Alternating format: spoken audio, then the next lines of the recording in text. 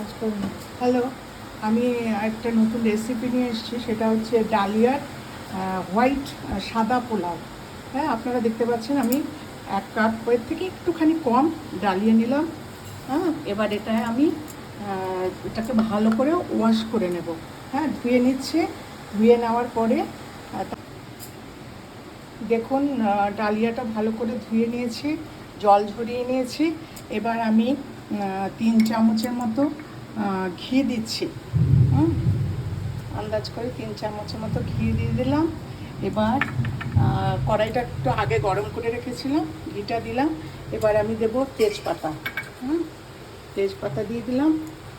তেজপাতাটা দিয়ে দিলাম। তেজপাতা দেওয়ার পরে এবার এই যে গরম মশলা দেখুন, এটার মধ্যে দারচিনি, লং, ছোটো এলাচ, বড় এলাচ আর পেপার গোলমরিচ আছে, এটাকে দিয়ে দিচ্ছি। এটা দিয়ে দিলাম। এটা লাল হয়ে এসছে। এবার আমি এটার মধ্যে ডালিয়াটা ছেড়ে দিচ্ছি, ডালিয়াটা এটার মধ্যে ছেড়ে দিচ্ছি। দেখুন ফিরে এসছি। এখানে আমি 5 মিনিট পরে এবার ডালিয়াটা একটু নেড়ে চেড়ে নিলাম। হ্যাঁ, এরকম হয়েছে। এখন অল্প করে নুন দেব। হ্যাঁ, নুনটা না বেশি দেবেন না, কারণ এটা একটু মিষ্টি মিষ্টি হবে তো। হ্যাঁ, নুনটা দিলাম।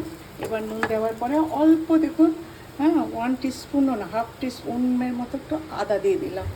আদা দিয়ে এবার একটু নাড়াচাড়া করবো।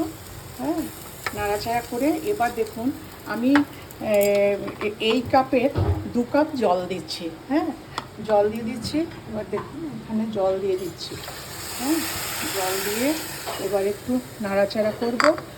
এটা এটা আপনি মনে করলে যে বাসন্তী পোলাওয়ের মতো কালারও করতে পারেন।